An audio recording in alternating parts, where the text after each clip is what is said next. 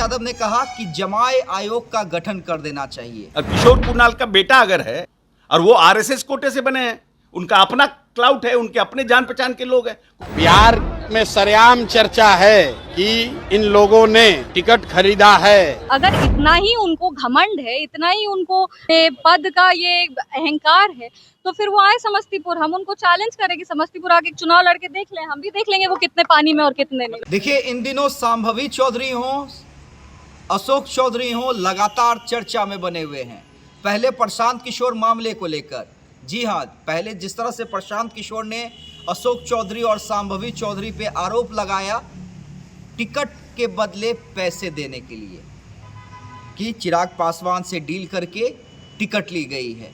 बिहार में सरेआम चर्चा है कि इन लोगों ने टिकट खरीदा है, जिस दल में आपकी बच्ची है नहीं। आप अपने आप को बहुत ईमानदार बताते, आप जदयू के नेता हैं, एलजेपी में आपकी लड़की आती है, उसको टिकट मिल गया। कितने नेताओं ने इस्तीफा दिया है यही बात कहते हुए, इसमें डरने की क्या बात है? वो इस कोर्ट में चले कि सुप्रीम कोर्ट में चले? माफी अशोक चौधरी को यहाँ से लेकर सुप्रीम कोर्ट तक लड़ाएंगे, उनको पता नहीं है किससे उलझ रहे हैं। उसके बाद सांभवी चौधरी ने जबरदस्त प्रहार किया, जवाब दिया प्रशांत किशोर को। अशोक चौधरी तो कोर्ट तक चले गए, मानहानि का मुकदमा दर्ज किया। प्रशांत किशोर ने भी कहा सुप्रीम कोर्ट तक जाएंगे, तो सांभवी चौधरी ने कहा कि हम उन्हें घसीट देंगे। और हम क्या घसीटेंगे? जनता घसीट देगी। वो कहते हैं कि बहुत बड़े बड़े भले ही वो नेताओं के साथ काम किए हों, पर उनकी सोच बहुत छोटी है।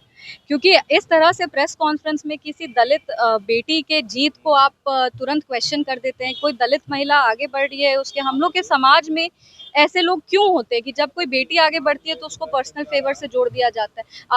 आप लोग सभी पत्रकार हैं, आप महिला पत्रकार हैं, यहाँ और भी कई महिला पत्रकार हैं। आप सबसे पूछिए, सिर्फ पत्रकार ही नहीं, कोई भी बेटी अगर किसी भी कार्य में, किसी भी प्रोफेशन में आगे बढ़ेगी ना, उसको जोड़ देंगे कि ये तो इसका पर्सनल, ये इसकी बेटी है इसलिए हो गया, ये इसकी भतीजी है इसलिए हो गया। इसीलिए ये वो कहते हैं कि हम बिहार बदलना चाहते हैं। तो आप ये किस तरह से ये आप बिहार बदलेंगे जब आप बिहार का बदलाव आपको पच ही नहीं रहा है कि एक दलित महिला बेटी आगे बढ़ी है? ये सिर्फ दिखाता है कि वो कितने अहंकारी है। अगर इतना ही उनको घमंड है, इतना ही उनको पद का ये अहंकार है, तो फिर वो आए समस्तीपुर, हम उनको चैलेंज करें कि समस्तीपुर आके चुनाव लड़के देख लें, हम भी देख लेंगे वो कितने पानी में और कितने नहीं। लेकिन इसी बीच क्या हुआ? इसी बीच सायन कुणाल, जो अशोक चौधरी के दामाद हैं और सांभवी चौधरी के पति हैं, उन्हें धार्मिक न्यास बोर्ड का सदस्य बनाया गया। उसके बाद वो नेता प्रतिपक्ष तेजस्वी यादव के निशाने पे आ गए। और सिर्फ वो नहीं आए, उनके साथ साथ रामविलास पासवान के दामाद मृणाल पासवान और देवेंद्र मांझी, जो जीतन राम मांझी के दामाद हैं। तेजस्वी यादव ने कहा कि जमाए आयोग का गठन कर देना चाहिए। उसके बाद क्या था? उसके बाद अशोक चौधरी ने मोर्चा संभाल लिया और एक एक करके आरजेडी के अंदर, लालू परिवार के अंदर किस तरह से परिवारवाद है, किस तरह से पहले साधु यादव और सुभाष यादव को फ़ायदा पहुंचाया, एक एक पोल उन्होंने खोल दी। जी हाँ, अशोक चौधरी कल बहुत फायर नजर आया, इतना फायर कि उसकी इंतहा नहीं थी।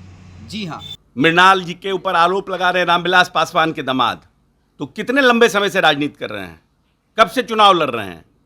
जब तेजस्वी जी हाफ पैंट पहन के क्रिकेट खेलते थे तब से मृणाल जी एक्टिव है। अरे आपका भाग्य साथ दिया, आप लालू प्रसाद यादव के बेटे हैं, आप उप मुख्यमंत्री बन गए। जीतन राम मांझी जी का सवाल है, जीतन राम मांझी आप ही के पिता के पद चिन्हों पे चल रहे हैं।